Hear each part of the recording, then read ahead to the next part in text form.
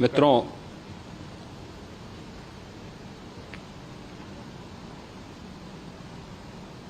महाकुंभ प्रयागराज का आज मौनी अमावस्या का मुख्य स्नान है और कल सायंकाल 7 बजे से ही काफ़ी बड़ी संख्या में श्रद्धालुजन प्रयागराज पहुंच करके स्नान भी कर रहे थे और काफ़ी बड़ी संख्या में श्रद्धालुजन ब्रह्म मुहूर्त का भी इंतजार कर रहे थे। एक दुर्भाग्यपूर्ण हादसा इसी दौरान अखाड़ा मार्ग पर संगम के तट पर हुआ, जिसमें 90 से ज़्यादा लोग गंभीर रूप से या सामान्य रूप से घायल हुए। यह हादसा भारी भीड़ के द्वारा अखाड़ा मार्ग के बैरिकेडिंग्स को तोड़ने और उसके बाद उससे कूद करके जाने के कारण वहां पर हुआ है, जिसमें 30 के आसपास लोगों की दुखद मृत्यु हुई है। 36 घायलों का प्रयागराज में उपचार चल रहा है। शेष घायलों को उनके परिवार के सदस्य लेकर के चले गए हैं। घटना दुखद है, मर्माहत करने वाला है।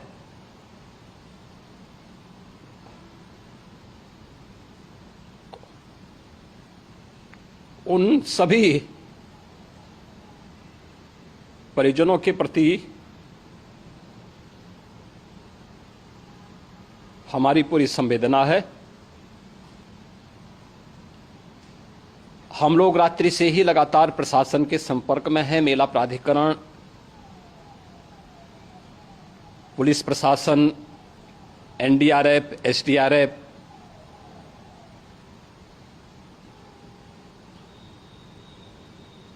और भी अन्य जितने भी व्यवस्थाएं हो सकती थी उन सबको वहां पर तैनात किया गया है। परिणाम उसी का है कि हादसे के कुछ ही देर के बाद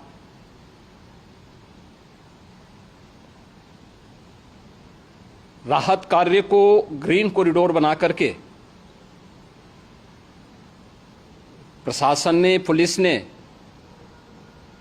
एनडीआरएफ और एसडीआरएफ के स्वयंसेवकों ने सभी लोगों को हॉस्पिटल तक पहुंचाने का काम किया है। लेकिन दुर्भाग्य से इस दौरान ये मौतें हुई हैं।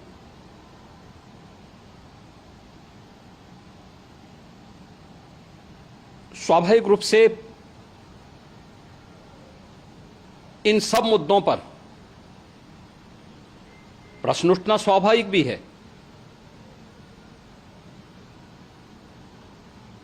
उपचार के बाद बहुत सारे लोग अपने परिवारजनों के साथ जा चुके हैं, उनके परिवार के लोग ले जा चुके हैं।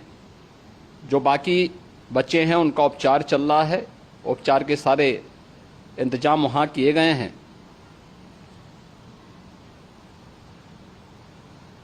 प्रेशर मौनी अमावस्या का ये मुख्य स्नान है महाकुंभ का, और बहुत ज़्यादा प्रेशर प्रयागराज में होने के कारण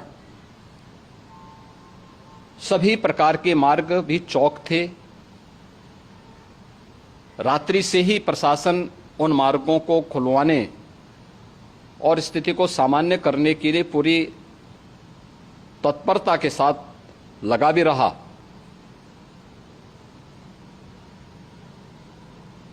ये सभी घटनाओं के बाद, ये जो हादसा हुआ है, इस हादसा के बाद वहाँ पर अखाड़ों ने जो आज अमृत स्नान ब्रह्म मुहूर्त में 4 बजे से प्रारंभ होना था। मेला प्राधिकरण के अनुरोध पर उन्होंने स्थगित किया था। अपराह्न में अमृत स्नान प्रारंभ हुआ, जिसमें सभी अखाड़ों ने और अन्य जो सहयोगी संस्थाएं हैं उन लोगों ने इसमें भाग लिया। सभी पूज्य आचार्य महामंडलेश्वर भी इस अमृत स्नान में भागीदार बने। प्रयागराज में आज 8 करोड़ से अधिक लोगों का, श्रद्धालुओं का दबाव था। यद्यपि अगल बगल के जनपदों में मिर्जापुर, भदोई, प्रतापगढ़, फतेहपुर, कौशाम्बी, इन सभी जनपदों में भी होर्डिंग एरिया बना करके काफी बड़े पैमाने पर श्रद्धालुओं जनों को रोका गया था, जिन्हें अमृत स्नान संपन्न होने के बाद, जब सभी अखाड़े स्नान संपन्न कर चुके हैं, उसके बाद अब वहां से रिलीज किया गया है। इतना भारी दबाव ये पहली बार वहां पर देखने को मिला था, और जिसके बारे में हम लोगों ने पूरे इंतजाम करने के प्रयास भी किए गए थे। रेलवे स्टेशनों पर, चाहे वह जोशी हो, चाहे वह प्रयागराज सिटी हो, प्रयागराज हो, फाफा मऊ हो, उन सभी पर लगातार दबाव बना रहा। रेलवे ने भी इस दौरान वहां के दबाव को ध्यान में रखते हुए मेला स्पेशल चलाई। रूटीन और मेला स्पेशल को मिलाकर के लगभग 300 से अधिक ट्रेन रेलवे के द्वारा अब तक चलाई जा चुकी हैं, और जिससे श्रद्धालु जनों को उनके गंतव्य तक पहुंचाया जा सके। उत्तर प्रदेश परिवहन निगम ने भी अपनी 8000 से अधिक बसेज श्रद्धालु जनों को उनके गंतव्य तक पहुंचाने के लिए लगाया हुआ है, और जिससे उन सबको सुरक्षित उनके घरों तक पहुंचाया जा सके। दिन भर स्मूथली, बहुत ही सुगमता के साथ पूरा स्नान इसके बाद हुआ है, जिसमें पूज्य शंकराचार्य, आचार्य महामंडलेश्वर, वरिष्ठ संतजन और सभी अखाड़ों ने इसमें पूरा सहयोग भी किया और पूरे कार्यक्रम को सकुशल संपन्न करने में अपना योगदान भी दिया है। ये सभी घटनाएं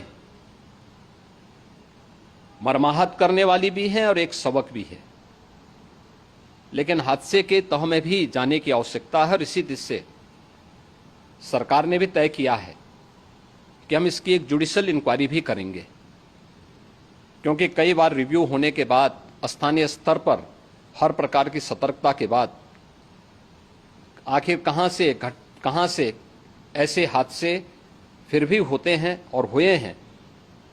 इसके लिए हम लोगों ने न्यायमूर्ति हर्ष कुमार के नेतृत्व में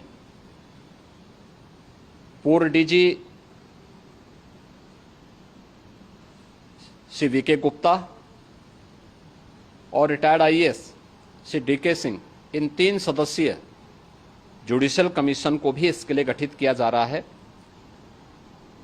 इन सभी अन्य कार्यों के साथ साथ हम लोगों ने वहां की पूरी घटना पर आज पूरे दिन भर एक एक घटना को लेकर के मुख्यमंत्री का जो कंट्रोल रूम था, उस कंट्रोल रूम से भी, चीफ सेक्रेटरी के कंट्रोल रूम से भी, डीजीपी के कंट्रोल रूम से भी लगातार इन चीज़ों की मॉनिटरिंग की जाती रही। दिन भर बैठक चली है और लगातार एक एक घटना को लेकर के वहां पर प्रशासन के साथ संवाद भी रहा है, विभिन्न अखाड़ों के साथ संवाद रहा है, अन्य संतों के साथ भी दिन भर हम लोग संवाद बनाते रहे हैं। प्रातःकाल से आदरणीय प्रधानमंत्री जी का, माननीय गृह मंत्री जी का, माननीय राष्ट्रीय अध्यक्ष जी का, अन्य तमाम केंद्रीय मंत्रियों का, माननीय रेल मंत्री जी का, प्रदेश की माननीय राज्यपाल महोदया का भी इस संबंध में बराबर आवश्यक दिशा निर्देश भी और मार्गदर्शन भी प्राप्त होता रहा। इसको लेकर के यहाँ पर सरकार ने उसे नीचे मजबूती के साथ उतारने का कार्य करने का प्रयास किया। घटना अत्यंत दुखद है। मृतकों के प्रति मेरी विनम्र श्रद्धांजलि है। जितने भी मृतक के परिजन हैं, उन सभी परिवारजनों के प्रति जिन्होंने अपने परिवार के सदस्यों को खोया है, मेरी संवेदनाएं हैं। विनम्र श्रद्धांजलि उनके प्रति संवेदना मेरी है। और इस पूरी घटना की हम लोग न्यायिक जांच करवा करके इसकी तह में भी जाएंगे। इसके अलावा पुलिस के स्तर पर भी अलग से हम लोग इसकी एक अलग से भी जांच करवाएंगे कि आखिर कहां पे ऐसे हादसे किन कारणों से हुए हैं, क्योंकि पहले से इस बारे में हम लोग, हमारी रणनीति थी कि इतनी बड़ी संख्या में श्रद्धालु वहां पर आएंगे।